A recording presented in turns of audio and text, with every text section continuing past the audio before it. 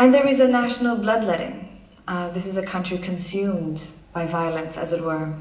And in the last 9 months, the hundreds of bodies of Baloch activists who had been disappeared in the thousands, a sinister byproduct of our country's engagement in the war on terror, have been turning up on the outskirts of the province, in ditches, bearing marks of extreme torture and force.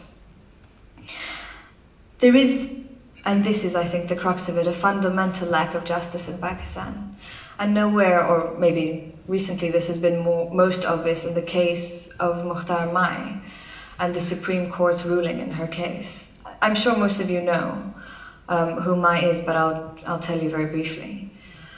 In 2002, Mukhtar Mai, who was an illiterate woman from the southern Punjabi village of Mirawala, was gang raped on the order of a tribal jirga.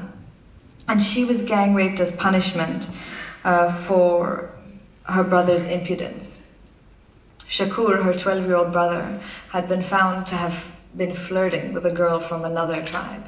And for this, for this egregious crime really, his sister was not only gang raped, but she was paraded around the town as a warning.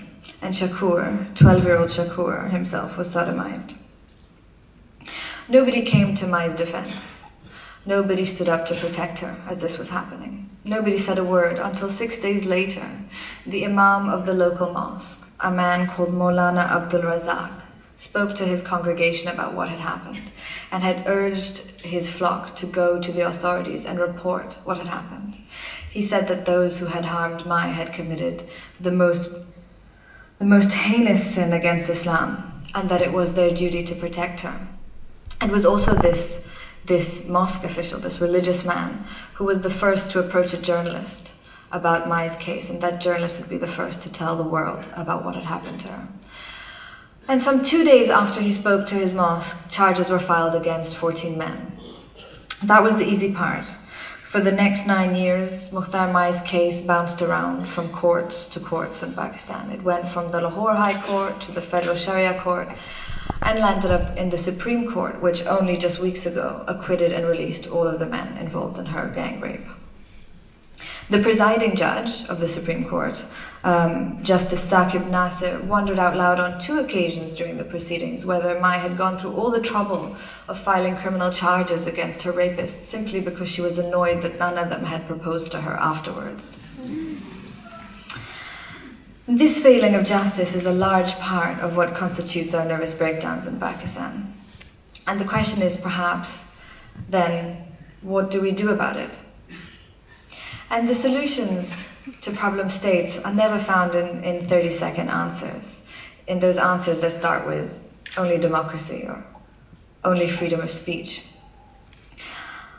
Pakistan is a young country. It's only 64 years old, and nation building takes time. It's about sustained incremental changes, changes that are carried forward by ordinary people, by ordinary men and women, not by martyrs and not by generals. But the problem with developing countries, and certainly with Pakistan at the moment, is that every pundit out there has a 500-word answer for what we should do. And the New York Times alone prints at least 2 of these a day. And is perhaps the reason why Thomas Friedman is so gainfully employed after all these years.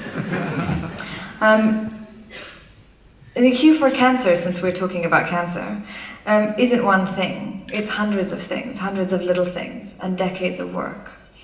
And there are other failings, certainly, that coincide with Pakistan's, and a discussion on nervous breakdowns would be incomplete without a look at the dysfunctional relationship between Pakistan and its best friend / enemy, the United States of America, whose current nervous breakdown is almost as hysterical as our own. It's probably not surprising that in this era of themed wars, war on terror, war of terror, war on drugs, that new wars come tailor-made with ready-made outrage. But the insidious expansion of old wars doesn't seem to. So before Barack Obama begins a drone war against Pakistan, he doesn't need to go to Congress and he doesn't need to meet the press. He simply just does it. And for our part, we've lost the codes to properly articulate our outrage. A 2010 United Nations report on targeted killings found that America was the most prolific user of targeted killings as a weapon of war. And frighteningly found that in the 8 years of the Bush White House, unmanned predator drones were used, largely, it must be said, against Pakistan, a total of 45 times. In the first year of President Obama's White House alone, in 2009, drones were used 53 times. In fact, he used the option to drone Pakistan 72 hours after entering the White House. The Brookings Institute published a report quite soon after, which was charmingly titled "Do Targeted Killings Work?", in which they found that for every purported militant killed by a drone strike, 10 or so civilians also died. 10 or so.